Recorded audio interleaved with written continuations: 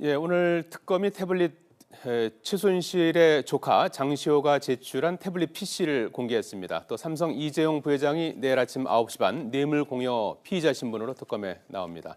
좀 더 자세한 내용 이수희 변호사와 함께 짚어보겠습니다. 안녕하십니까? 네, 안녕하세요. 예, 특검이 출범한 지 이제 내일 23일째를 맞는데요. 내일이 가장 중요한 날이 될 것 같아요. 가장 이제 소환되는 사람들 가운데 가장 거물이 될 것 같은데 삼성의 이재용 부회장이 9시 반에 피의자 신분으로 소환되지 않습니까? 어떤 내용을 조사받게 되는 거죠? 이제 그 특검을 특검을 차리게 된 이유 중에 하나가 이제 그 두 미르재단 K스포츠 재단에 그 모금하는 데 있어서, 그리고 그 외에 삼성은 특히 그 외에 장시호가 관여된 영재센터에 16억 원, 그다음에 정유라나 기타 승마와 관련해서 지원하는데 220억 계약도 체결을 하고, 그래서 30억이 넘는 돈을 또 비데코리아 독일에 있는 법인을 통해서 지원도 했고, 이런 것들이 뇌물죄가 아니냐라는 이제 그 국민 감정이 많았죠, 법 감정이. 거기에서 이제 그 특검이 뇌물죄 부분에 대해서 이달 말까지 이제 종결을 하겠다라고 해서 마지막 지금 이재용 부회장을 피의자로 소환을 하는 건데, 뇌물죄예요, 뇌물죄. 그러니까 대가성이 있었다. 그 대가성이라는 거는 삼성물산하고 제일모직의 합병이죠. 그 대가로 이 정유라에 대해서 지원을 했고 장시호 영재센터에 지원을 했다라는 혐의로 지금 내일 부른 겁니다. 예. 근데 삼성은 앞서 좀 청문회 나온 이재용 부회장의 모습도 봤습니다만 한사코 대가를 바라고 한 것이 아니고 강요에 의한 것이다. 이제 이런 입장이었던 거고요. 그다음에 이러한 일련의 그 돈 자금 지원한 것이 합병이 이뤄진 뒤의 일이다. 그래서 이제 그 뇌물이 성립이 안 된다. 그런 입장 아니겠습니까? 그러니까 시간 순으로 말하면 맞습니다. 그러니까 2014년 9월 15일에 대구의 창조경제혁신센터에서 이재용 부회장하고 대통령이 도태를 한 번 했었고, 그때 승마협회를 맡아달라고 해서 승마협회장이 이제 박상진 승마협회장이 삼성에서 승마협회장을 맡게 됐고, 이후에 2015년 5월경에 이제 그 합병 얘기가 나왔고, 거기에서 국민연금공단에서 어떻게 할 거냐, 합병을 찬성하느냐, 그게 7월 10일 정도에 합병 찬성하기로 했어요. 그리고 나서 독대를 다시 하게 되는데, 대통령과 이재용 부회장이 그게 7월 25일에 그러니까 합병 후에 독대인데, 그리고 나서 27일 날 박상진 사장이 독일로 가요. 그래서 비데코리아와 계약을 체결을 하는데 7월 25일 날 독대하고 27일 날 독일로 가서 또 이렇게 일사천리로 계약을 한다는 건 7월 25일 독대 이전에 이미 뭔가 준비되어 있었던 것이 아니냐라고 보는 게 좀 객관적으로 합리적인 추론일 것 같고요. 다만 이재용 부회장이 그 청문회에서 그런 얘기를 해요. 2015년 7월 25일 대통령과 독대를 할 때 처음에 그 말을 못 알아들었습니다라는 말을 해요. 그리고 나온 보도에 의하면은 그 한 40분 정도 독대였는데 앞에 20분 동안 대통령이 질책을 했다는 거죠. 왜 승마협회 승마 지원을 제대로 하지 않느냐. 그 질책을 받고 놀래서 이제 이재용 부회장이 관련자들을 그 그룹에서 불러서 회의를 했다는 건데, 이게 이재용 부회장의 그 진술이 모두 사실이라고 한다면 삼성 입장에서는 그러니까 그 협박까지는 아니더라도 우리가 소위 말해 이제 대통령이 레이저 거기에 플러스 대통령이 질책을 했으니까 그거를 굉장히 좀 위협적으로 받아들였을 수는 있죠. 그러니까 삼성의 지금 방어 태도는 우리는 공갈의 피해자이거나 아니면은 대통령이 관심 사항을 두고 그렇게까지 세게 말씀을 하시는데 따를 수밖에 없었다라는 피해자 논리로 대응을 할 것 같습니다. 어쨌든 오늘 특검은 뇌물 공여 또는 제3자 뇌물죄 이 두 가지 중에 하나로 이렇게 이제 조사하겠다, 그런 입장 아니겠습니까? 근데 제3자 뇌물죄와 이제 그냥 단순한 뇌물죄의 차이가, 제3자 뇌물죄의 경우에 부정한 청탁이 있어야 돼요. 그냥 암암리에 서로 알아서 챙겨주고 받고가 아니라 부정한 청탁에 대한 좀 노골적인 그 얘기가 있어야 되는 거거든요. 아마 특검에서도 그런 곤혹스러움이 있을 거예요. 제3자 뇌물을 적용하기에는. 가장 이제 관심은 사법 처리 가능성인데요. 어떻게 보십니까? 저는 특검이 아마 기소는 할 것 같아요. 이재용 부회장에 대해서. 이거는 그 소환하기 전에 이런 예단을 말씀드려 죄송하지만 특검의 지금 존재 이유가 있기 때문에 기소는 하겠는데 다만 신병 처리를 구속 여부에 대해서는 굉장히 고민을 많이 할 것 같고 원론적인 답변을 했다고 그래요. 가능성은 열려 있다 이렇게 답변했다고 저는 하는데요. 뜨거운 감자를 법원에 넘길 것 같습니다. 이게 특검이 구속한다 해서 구속되는 게 아니잖아요. 영장 신청을 하면 영장이 발부되는 거는 법원의 몫이기 때문에 저는 지금 그 특검이 조금 이렇게 국민의 여론을 많이 신경 쓰는 모습을 보였기 때문에요. 뜨거운 감자는 법원으로 갈 것 같습니다. 오늘 최순실이 쓰던 두 번째 태블릿 PC 실물을 특검이 공개하지 않았습니까? 네, 그렇죠. 지난번 태블릿 PC 첫 번째 태블릿 PC가 뭐 꾸준히 논란이 제기됐었는데요. 그런 논란을 좀 종식시키겠다 이제 이런 의도라고 봐야 되나요? 사실 첫 번째 그 PC도 논란의 여지는 없는 거죠. 그거는 뭐 그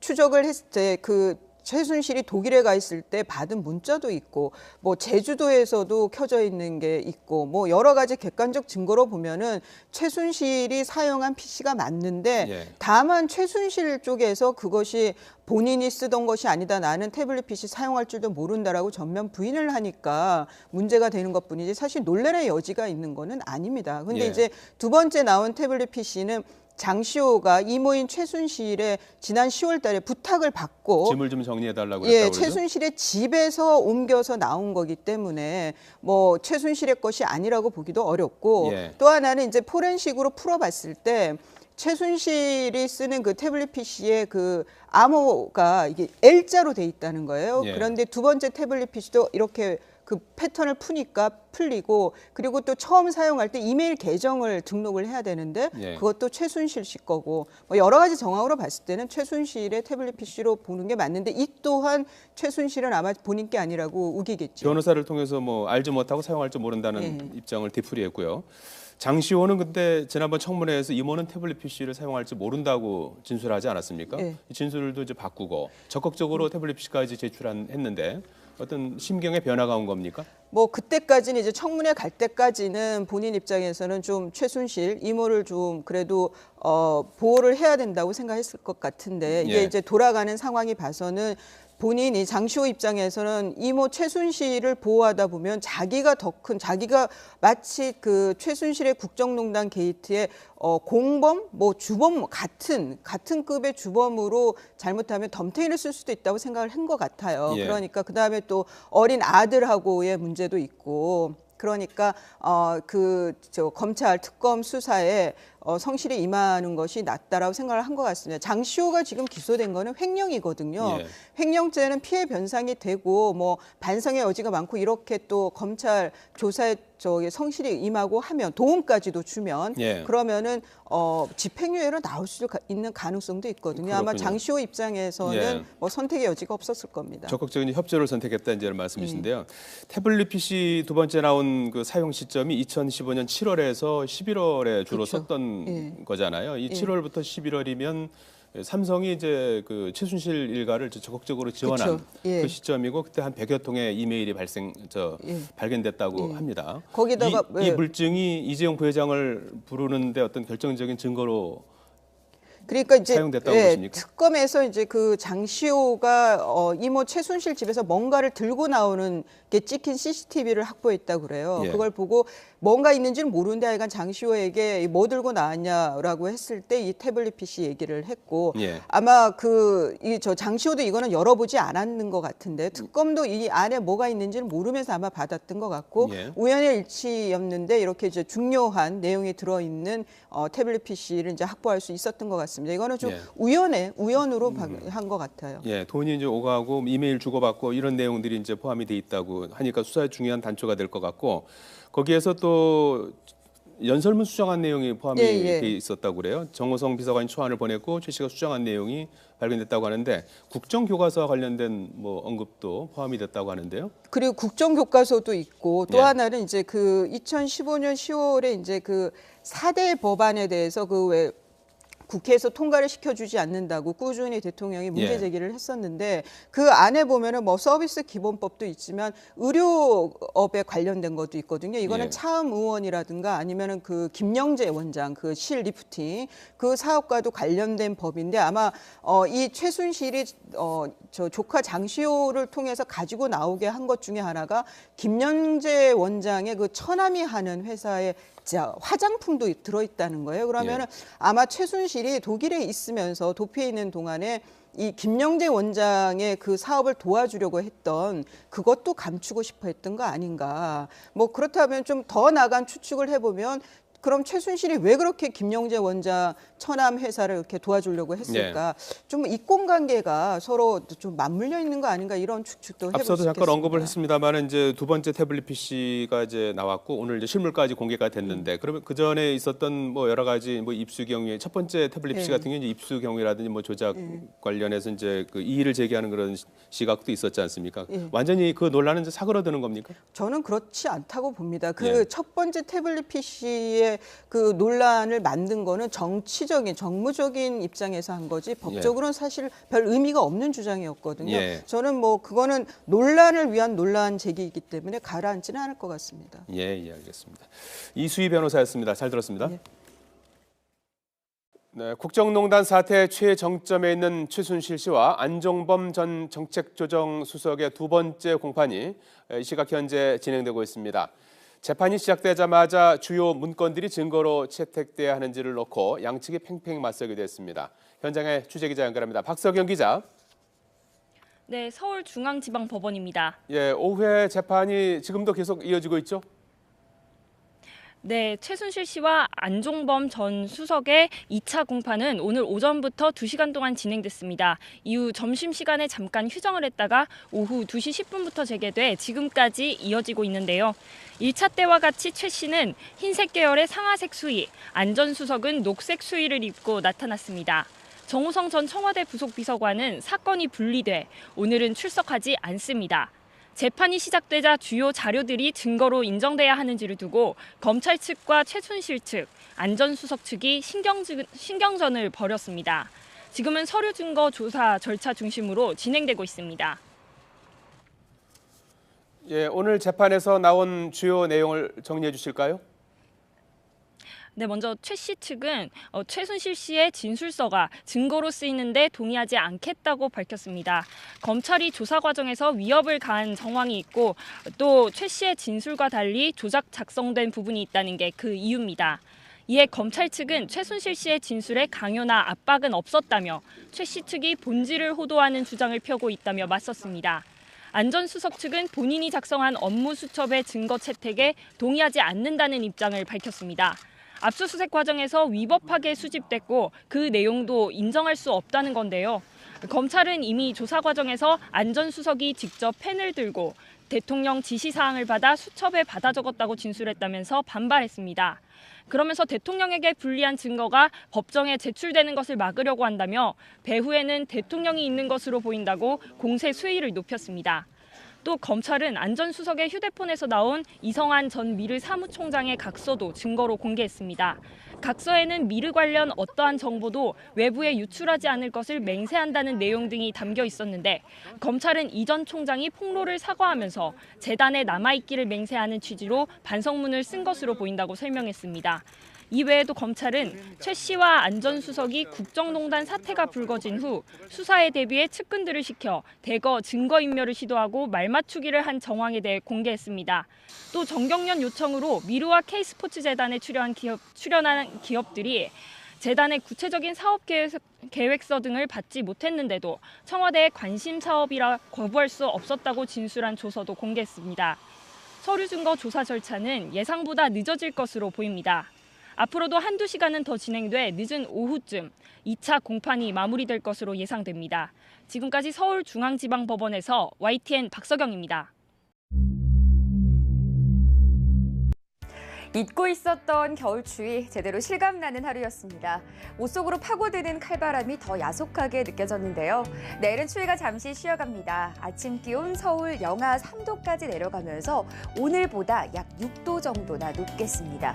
하지만 추위 풀리는 것도 일시적입니다. 내일 낮부터는 다시 찬 공기가 몰려오면서 모레 아침부터는 다시 강추위가 시작이 됩니다. 특히 이번 주말에는 서울의 아침 기온이 영하 10도까지 내려가면서 올겨울 들어 가장 강력한 한파가 찾아올 것으로 전망됩니다.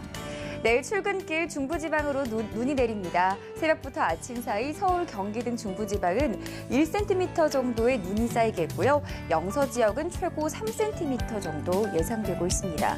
중부지방은 눈이 내린 뒤 오후부터 하늘이 차차 개겠습니다. 낮 동안의 기온이 영상권으로 올라서 오늘보다 추위가 덜할 텐데요. 서울의 한낮 기온은 1도, 수원이 3도, 청주가 4도로 예상됩니다. 남부지방도 아침 기온 오늘보다 높게 출발합니다. 대구의 경우 영하 2도로 시작을 해서 한낮 기온은 7도, 광주 8도, 전주가 6도까지 오르겠습니다. 단 호남 지역은 미세먼지 농도가 다소 높게 나타날 가능성이 있습니다.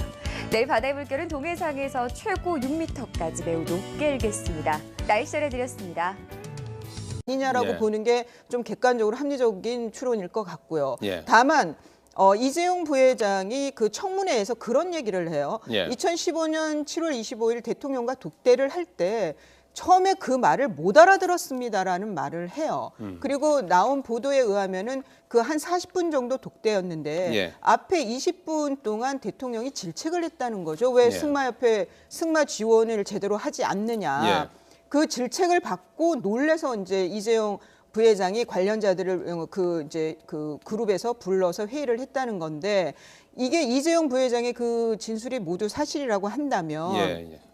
삼성 입장에서는 강진 승마협회장이 삼성에서 승마협회장을 맡게 됐고, 이후에 2015년 5월경에 이제 그 합병 얘기가 나왔고, 예. 거기에서 국민연금공단에서 어떻게 할 거냐, 합병을 찬성하느냐, 그게 7월 10일 정도에 합병 찬성하기로 했어요. 예. 그리고 나서 독대를 다시 하게 되는데, 대통령과 7월 이재용 25일 부회장, 쯤. 그게 7월 25일에 예. 그러니까 합병 후에 독대인데, 예. 그리고 나서 27일 날 박상진 사장이 독일로 가요. 예. 그래서 비덱 코리아와 계약을 체결을 하는데, 7월 25일 날 독대하고 27일 날 독일로 가서 또 이렇게 일사천리로 계약을 한다는 건 7월 25일 독대 이전에 이미 뭔가 준비되어 있었던 것이 아니고 제일모직의 합병이죠. 예. 그 대가로 이 정유라에 대해서 지원을 했고 장시호 영재센터에 지원을 했다라는 혐의로 지금 내일 부른 겁니다. 예. 근데 삼성은 뭐 앞서 좀 청문회 나온 이재용 부회장의 모습도 봤습니다만은 한사코 뭐 대가를 바라고 한 것이 아니고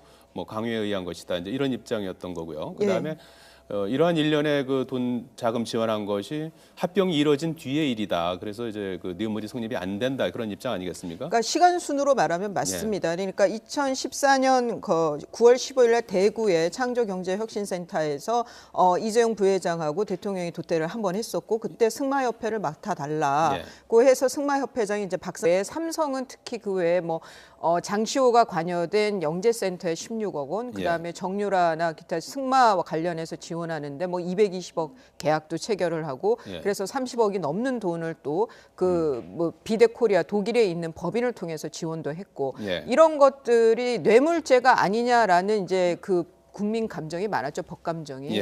거기에서 이제 그 특검이 뇌물죄 부분에 대해서 이달 말까지 이제 종결을 하겠다라고 해서 마지막 지금 이재용 부회장을 피의자로 소환을 하는 건데, 뇌물죄예요, 뇌물죄. 그러니까 대가성이 있었다. 그 대가성이라는 거는 삼성물산하고. 예, 오늘 특검이 태블릿 최순실의 조카 장시호가 제출한 태블릿 PC를 공개했습니다. 또 삼성 이재용 부회장이 내일 아침 9시 반 뇌물 공여 피의자 신분으로 특검에 나옵니다. 좀 더 자세한 내용 이수희 변호사와 함께 짚어보겠습니다. 안녕하십니까? 네, 안녕하세요. 예, 특검이 출범한 지 이제 내일 23일째를 맞는데요. 내일이 가장 중요한 날이 될 것 같아요. 가장 이제 소환되는 사람들 가운데 가장 거물이 될 것 같은데, 삼성의 이재용 부회장이 9시 반에 피의자 신분으로 소환되지 않습니까? 어떤 내용을 조사받게 되는 거죠? 이제 그 특검을 차리게 된 이유 중에 하나가 이제 그 두 미르재단 K스포츠 재단에 그 모금하는 데 있어서, 그리고 그